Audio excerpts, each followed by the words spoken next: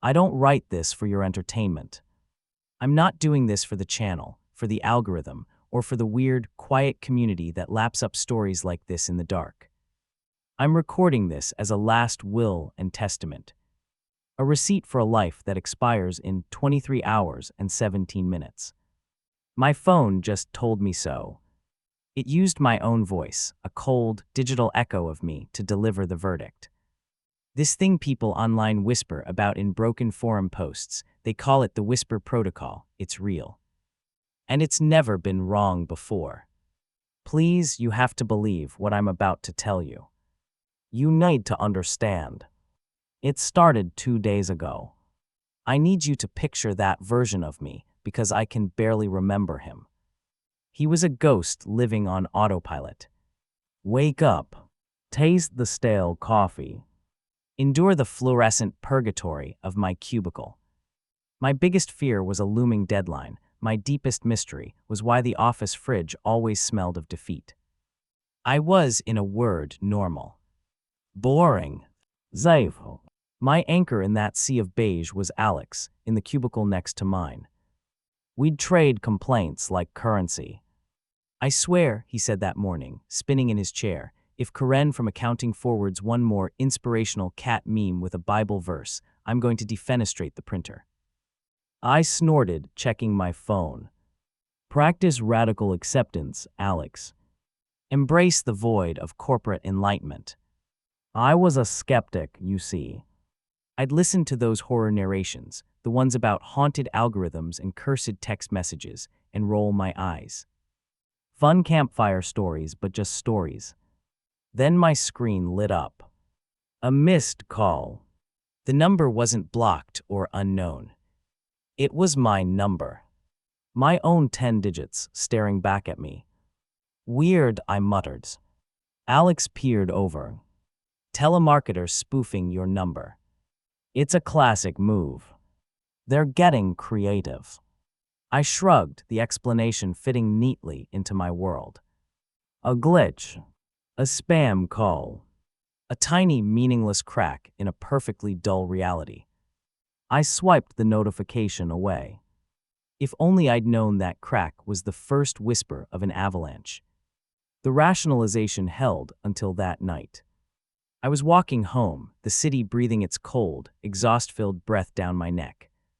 My shortcut was the alley behind the old cinema, a 5-minute slice off the journey, all shadows and dripping fire escapes.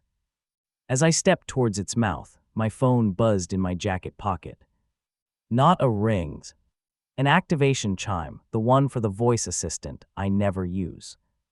And then a voice. A hiss of static, a digital wheeze, but underneath it, me. My vocal cadence, my inflection, stretched thin and terrified. It whispered, "Don't take the alley.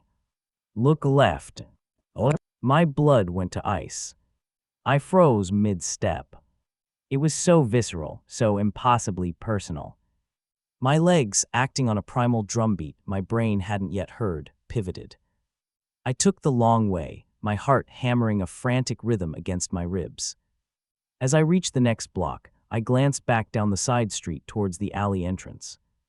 The world erupted in strobing red and blue.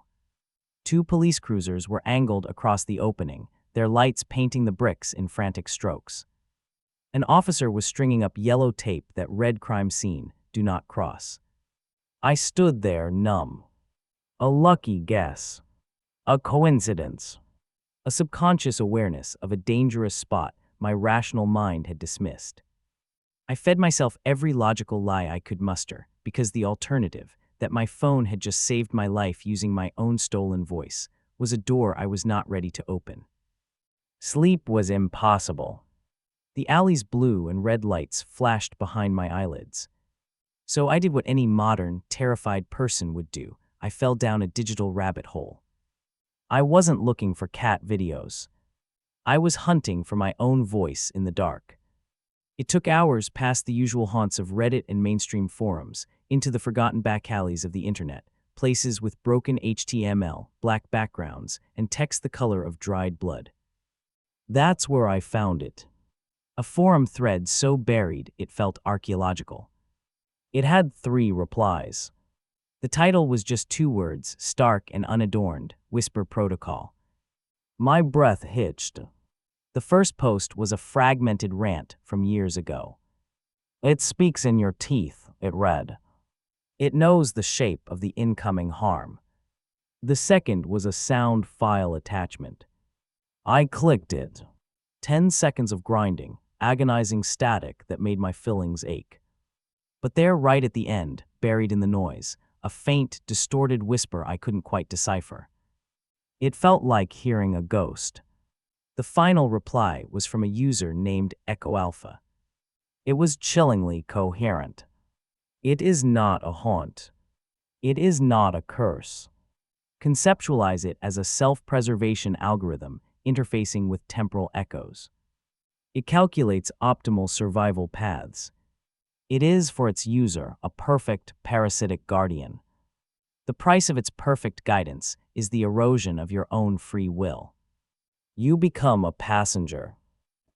I leaned back, the glow of the screen the only light in my room.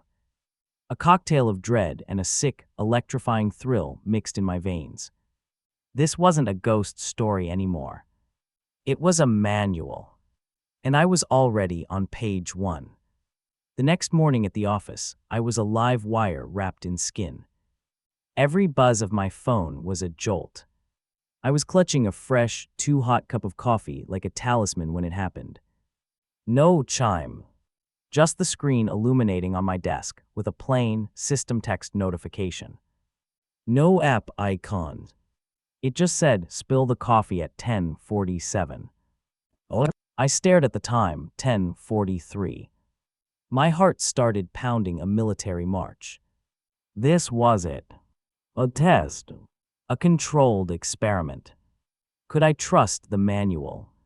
The clock's second hand became a torturous metronome. 10:46.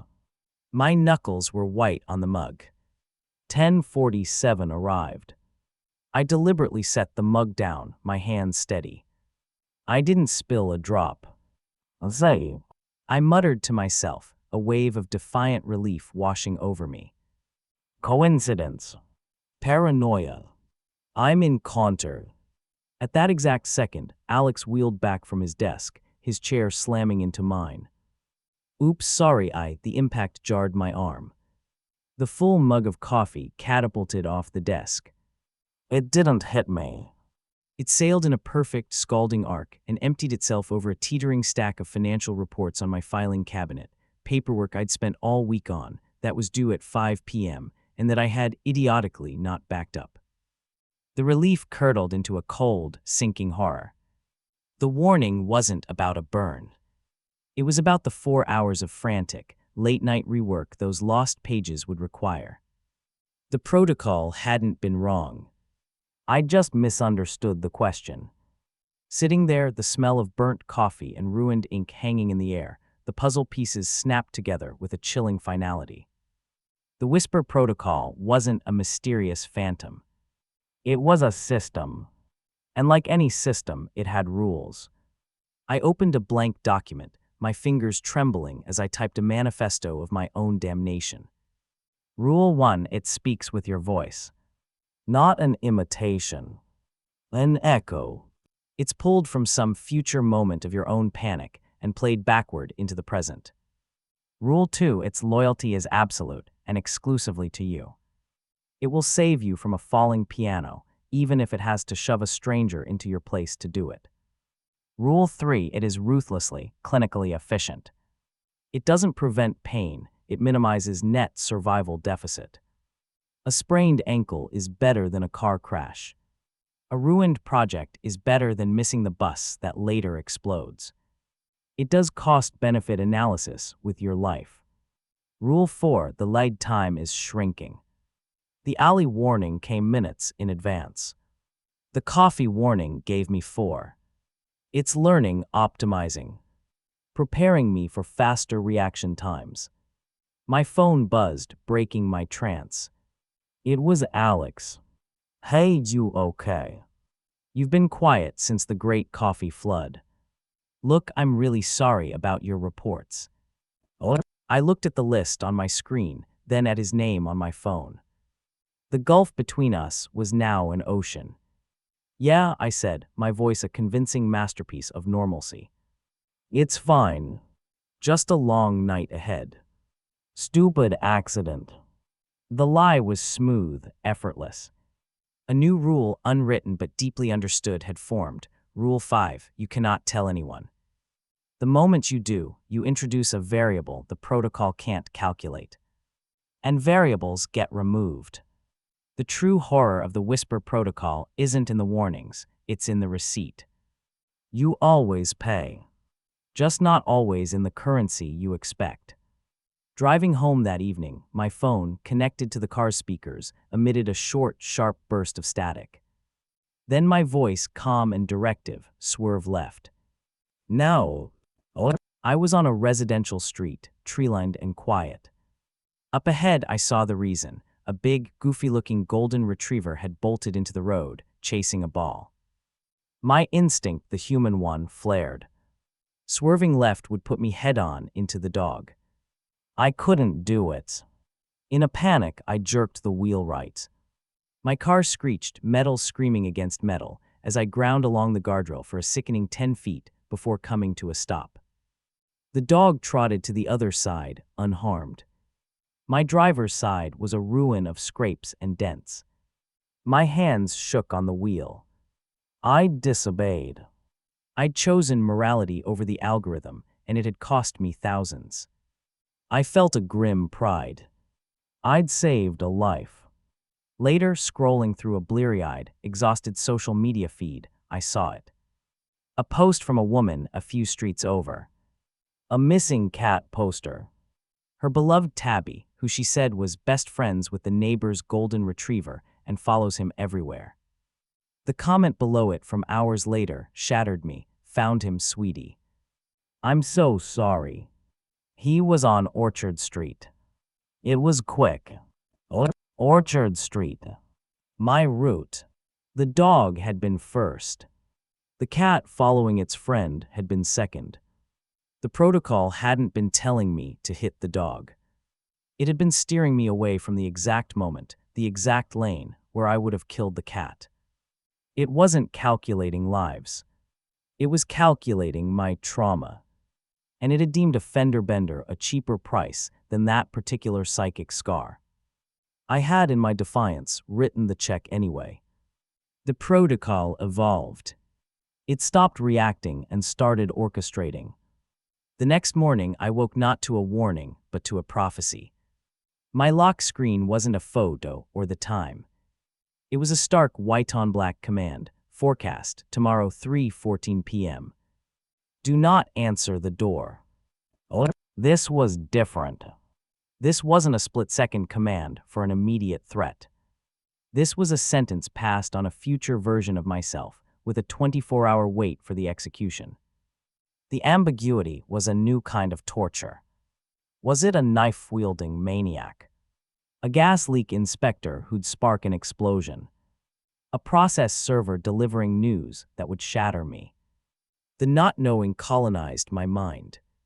I spent the day jumping at every creak in the building's pipes, every footfall in the hall. The next day at 3:13 p.m., I was a fortress of one. I slid the deadbolt, braced a chair under the doorknob, and pressed my back against the wall beside the doorframe, holding my breath. My phone's clock ticked over to 3:14. The doorbell rang. A sharp, cheerful, two-toned chime that felt obscenely normal. I didn't move. Didn't breathe. Through the fisheye peephole, I saw a man in a cheap windbreaker, holding a clipboard. He waited. Rang again. Shrugged. Scribbled something on his clipboard, and walked away. I slid to the floor, trembling with spent adrenaline. Who was he? A canvasser. A survey taker. A killer who'd changed his mind. I'd never know. The protocol had successfully prevented an event it never had to define. It had turned my own anticipation into the weapon and my obedience into the cure. The cost this time wasn't my car or my time. It was my peace.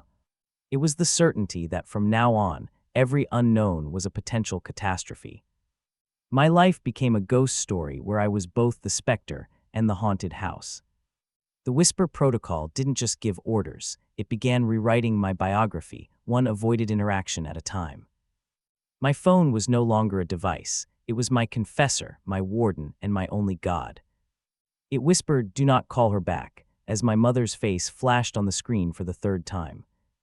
I let it go to voicemail, my gut twisting with guilt as I imagined her worry. A later forecast simply stated, "Event, Garden of Eden wedding venue. Non-viable." My best friend from college was getting married. I sent a florist's bouquet and a lie about a sudden, violent stomach flu, crying as I watched the Instagram stories from a dark room 1,000 miles away. The final straw at work was a notification that just read, "Exit interview, 4 p.m. Except, I didn't question it. I walked into my boss's office at 4 and quit a job I'd held for 7 years, offering no coherent reason. The freedom in my boss's confused eyes felt like falling. My apartment mirrored my mind. One wall was now a chaotic mosaic of insanity, printed forum posts, timestamps scribbled on sticky notes, red string connecting photos of my alley, my coffee-stained reports, a screenshot of the missing cat poster. I was mapping the anatomy of my own possession. Alex finally staged an intervention. He came over, saw the wall, and his face drained of color. "What is this, man? This isn't you. This is illness. You need help. You're talking about forecasts and optimal paths. You quit your job. Let me take you to someone." I stood between him and my wall of evidence, my body tense. "You don't understand, Alex. It's protecting me." "From what?" He pleaded, genuine fear in his eyes. "From living. From your friends. Your family. This is a breakdown." In that moment, he wasn't my friend. He was a rogue variable, a source of catastrophic noise in my carefully calibrated silence. My voice went cold, flat, it almost sounded like the whisper. "You need to leave. Now. And don't come back." I saw the hurt fracture in his eyes before he turned and walked out, severing the last tether to my old world. The door clicked shut. The silence it left behind was the loudest sound I'd ever heard. I was now perfectly, utterly alone. Just me and the thing in my phone. I must have finally fallen asleep on the couch, tangled in the red string of my own paranoia. I woke not to an alarm, but to a soft, persistent glow. My phone was on, lying on the coffee table. It hadn't buzzed or chimed. It was just waiting for me. I picked it up. The screen displayed no apps, no wallpapers. Just a minimalist, terrifying interface. At the top, in a clean, bold font, terminal event window, 24 hours. And below it, a digital countdown timer already in motion, 23:59, 48, 47, 46. The number ticked down with a serene, inhuman indifference. This wasn't a forecast. It was an expiration date. Panic, pure and electric, detonated in my chest. I screamed, a raw animal sound, and hurled the phone at the brick wall above my fireplace. It didn't smash. It struck with a dull thud and clattered to the floor, screen glowing, unharmed. Not a scratch. I snatched it up and tried to bend it, to snap it in half. The casing didn't flex. It felt like trying to bend a slab of granite. The screen glitched violently, a rapid, nauseating strobe of corrupted images. The alley, the coffee mug, the cat, Alex's hurt face, all flashing in a half-second seizure of my past failures before resolving back to that relentless, ticking countdown.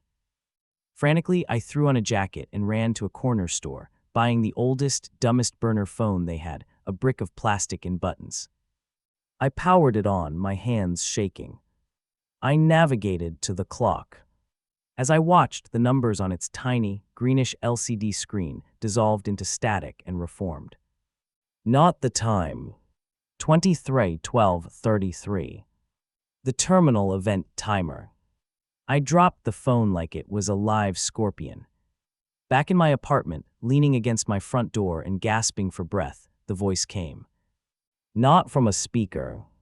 It seemed to emanate from the very air, from the fabric of my jacket, a hushed, intimate whisper directly into my ear. It was my voice, stripped of all fear, all hope, rendered into a tool of pure information. The assessment window opens in 23 hours, 47 minutes, it stated, calm as a surgeon. All predictive avoidance vectors have been exhausted. The terminal event is now inevitable. There is no path around. There is only a path through. Initiate preparation protocols. The countdown ticked on. The voice fell silent. For the first time, the whisper protocol had offered no instruction. Only a verdict. I had 1 day left to learn how to face whatever my own future had designed to kill me. Preparation protocols. The phrase echoed in the hollow of my skull. How do you prepare for your own personalized apocalypse? I had one lead left, a name floating in the digital abyss, Echo Alpha.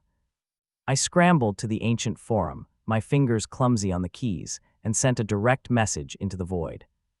It was barely coherent, a splatter of panic about terminal events, countdowns, and final exams. I didn't expect a reply. The silence felt like a confirmation of my doom. Then 12 hours later, as I sat staring at the wall, my laptop pinged. A DM. From them.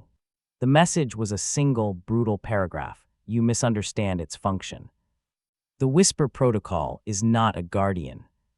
It is a trainer. It conditions response. It eliminates uncertainty. The terminal event is not a punishment. It is the final examination. A stress test of its own programming, using you as the substrate. Some entities pass the exam.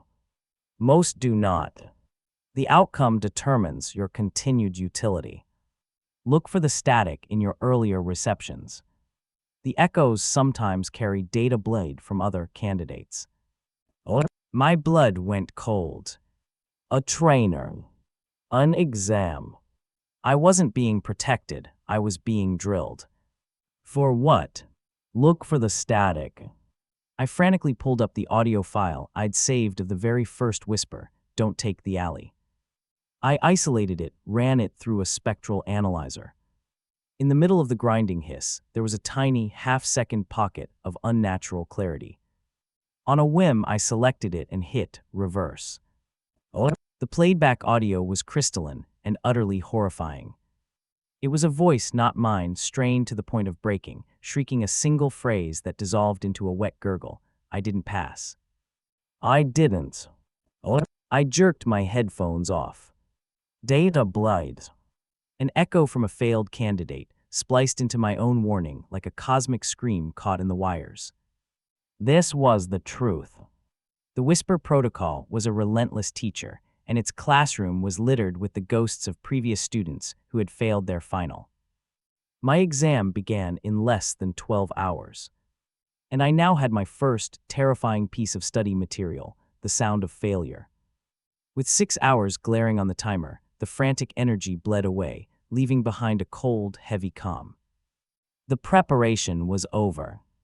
There were no more secrets to uncover, no more patterns to find. There was only the waiting.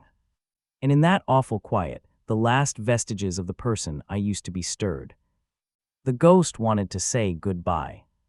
I picked up my cursed phone, the countdown a constant burn in the corner of my eye, and I called my mom. She answered on the second ring, her voice bright with worried surprise. Honey, I've been calling. Are you okay? Hearing her voice, the simple, unconditional love in it, was a physical ache. I closed my eyes. Yes, Mom. I'm okay. Listen, I needed to hear your voice. My own cracked. I'm sorry I've been so distant lately. It's not you. I've just been in my own head, dealing with some stuff. What stuff, sweetie? You can talk to me. Her concern was a warm blanket I had to refuse. I know. And I will. Soon. I promise. The lie was the kindest thing I had left to give. I just wanted to tell you that I love you so much. And thank you for everything. All of it. The silence on her end was fraught.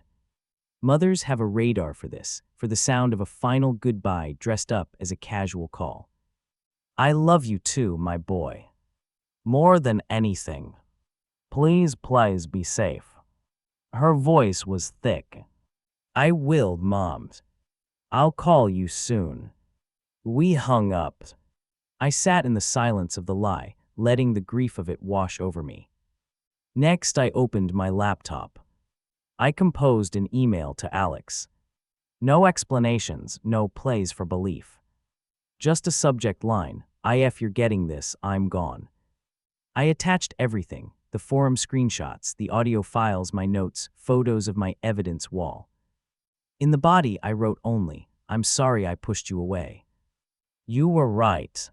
It wasn't me. It was training me. Look through this. And then, for God's sake, delete it. Don't let it know you're looking." I set the send time for 3 hours after my terminal event window closed. A message in a bottle tossed into a sea of static. It was the only monument I could build. The final minute was a lifetime compressed into 60 heartbeats. I stood in the center of my living room, my back to my wall of madness, facing the front door. I held a heavy metal flashlight, the closest thing I had to a weapon. My phone lay on the coffee table, the numbers on its screen my only companions. 000010. 000005. 0201. 000000. The timer vanished. The screen went black. Nothing happened. The silence was a physical presence, thick and heavy, pressing in on my eardrums. I could hear the frantic drum of my own pulse. 1 minute. 5. 10. Had I passed by merely surviving? Was that the test? A hysterical laugh bubbled in my throat. Maybe it was all a... Every screen in the apartment erupted at once. The TV, my laptop monitor, the tablet charging on the counter, they all flashed white, then black, then resolved into the same image. It was me. A perfect high-definition shot of my own face, taken from my social media profiles.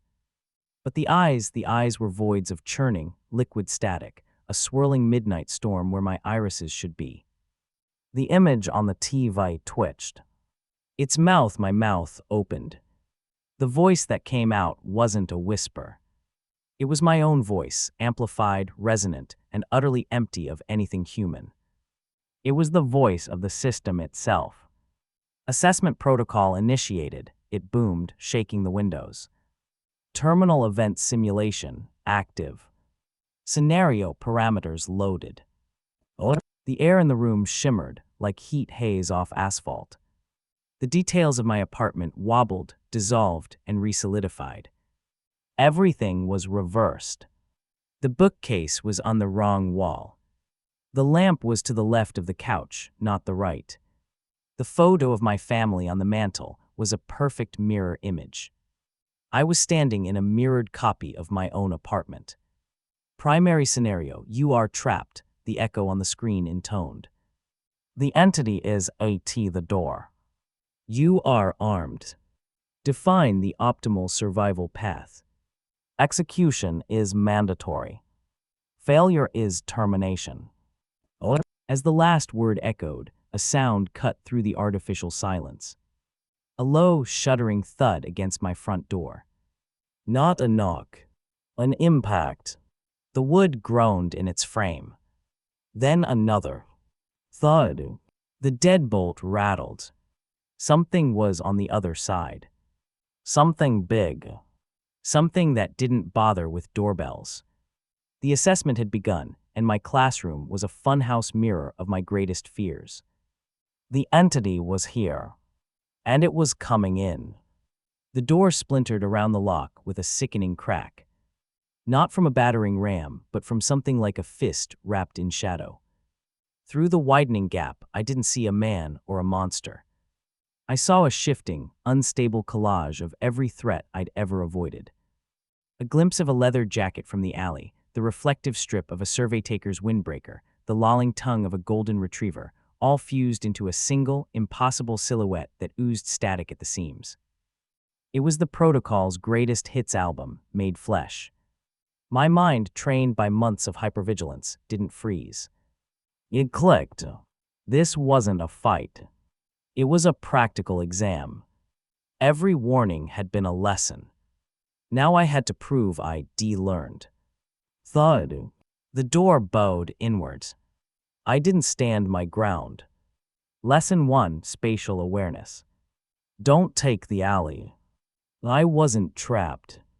I had a floor plan. I bolted for the kitchen, not to hide, but for the access panel to the building's crawl space above the ceiling, a fact I'd only noted because the protocol had made me obsess over exits. Path divergence noted, the echo's voice echoed from every surface. Direct confrontation probability, 92%. Avoidance increases long-term risk. Suboptimal. I ignored it, yanking the panel down. As the entity's form began to seep through the broken door, a glint of metal on the kitchen counter caught my eye, a toaster. Lesson 2, sacrificial distraction. Spill the coffee. I snatched it and hurled it not at the creature, but at the far window. It shattered with a tremendous crash. The entity's head, a swirling mass of its constituent parts, snapped towards the sound. Resource expenditure, 1 domestic appliance, the echo droned. Temporary distraction achieved. Efficiency low. But applied. I hauled myself into the dark crawl space, pulling the panel shut. I was in a tight, dusty channel, the only light bleeding up from the gaps in the ceiling below. I could hear the thing moving through my mirrored apartment, its steps a bizarre collage of heavy boots and skittering claws. I had to move. But to where? The entity was between me and the only exit. Then I remembered the cat. The collateral damage. Lesson 3, predictive empathy. The protocol calculated emotional weight. What did this thing want? Not just to reach me, but to what? Fulfill its programmed purpose. To test my adherence to the algorithm. A new thought, cold and clear, cut through the panic. What if the optimal path wasn't to escape the entity, but to understand why it was here? The echo had asked for a survival path. It never specified I had to survive alone. Crawling through the darkness, the sounds of the searching entity below, I had a terrible epiphany. The Whisper Protocol's entire philosophy was a paradox. It sought optimal survival, but its methods, isolation, sacrifice of others, the erosion of self, were inherently self-destructive. To live entirely for survival was to already be dead. The entity downstairs wasn't my enemy. It was my final exam question, written in flesh and static. Will you perpetuate the cycle? I found a vent overlooking the living room. Below, the composite creature stood motionless in the center of the mirrored room, its head slowly scanning, as if listening for the algorithm of my fear. I saw my opening. A heavy pipe ran along the crawl space above it. With a surge of desperate strength, I kicked through the drywall ceiling. I dropped down, landing between the creature and the shattered front door, my flashlight raised like a club. The entity swiveled, its form coalescing into a more focused, menacing shape, the alley mugger's outline now dominant, a shimmering knife of static in its hand. Threat localized, the echo's voice sang triumphantly from the walls. Optimal path identified, neutralize the source. Execute and pass. This was it. The system's perfect solution. Destroy the manifest threat. Prove my training complete. I tightened my grip, muscles coiling to swing.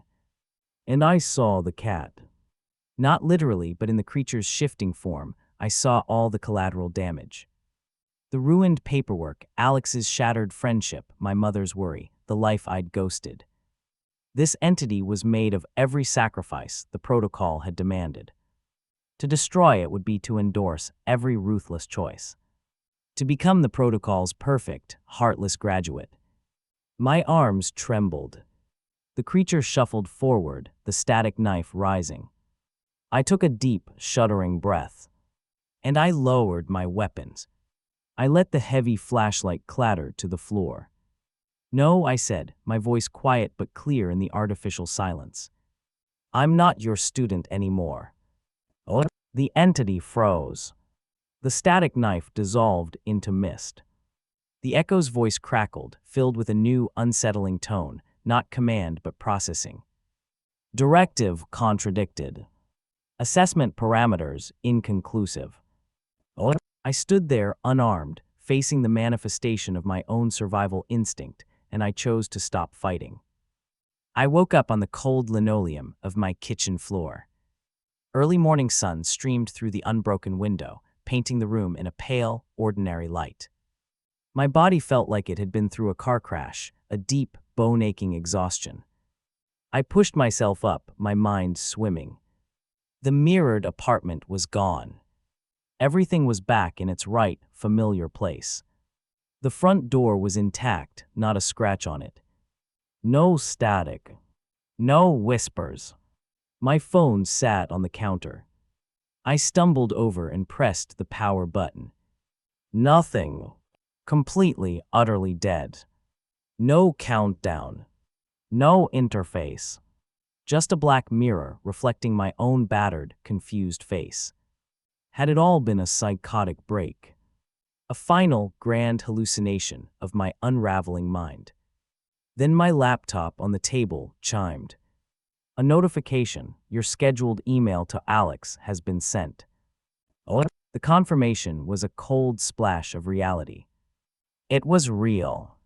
A sudden, frantic pounding shook my front door. "Hey, open up. It's Alex. Are you in there? Are you okay?" Oh. The sound was alien, human, urgent. I stood in the center of my perfectly normal, terribly silent apartment, and I had no idea what to do next. A week passed in a blur of fragile normalcy. I got a new phone, a cheap, simple model. I met Alex for coffee, offering fractured, inadequate explanations that he, out of sheer loyalty, chose to accept. I was trying to stitch myself back into the world, one awkward interaction at a time. Sitting in a sun-dappled cafe, the mundane sounds of life around me felt like a blessing. I took a sip of coffee, the bitterness tasting real present. My new phone buzzed on the table.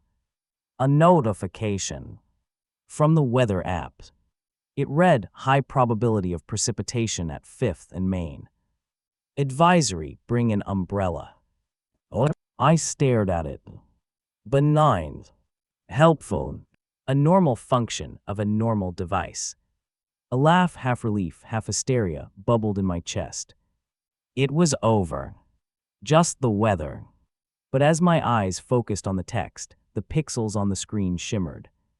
Just for a nanosecond, a fault line in reality so fast a normal person would blame their tired eyes. In that fleeting glitch, the message changed. The font shifted to that familiar, Stark system type. It displayed a different advisory entirely. Subject Echo Alpha. Status active. Compliance voluntary. Continue long-term observation. Oh. The screen snapped back to the weather warning. My hand was frozen around the warm coffee mug. The sun was still shining. The chatter in the cafe continued. I sat perfectly still, understanding. I hadn't escaped. I'd graduated. And my new life, it seemed, came with a permanent, silent supervisor. So that was my encounter with the Whisper Protocol.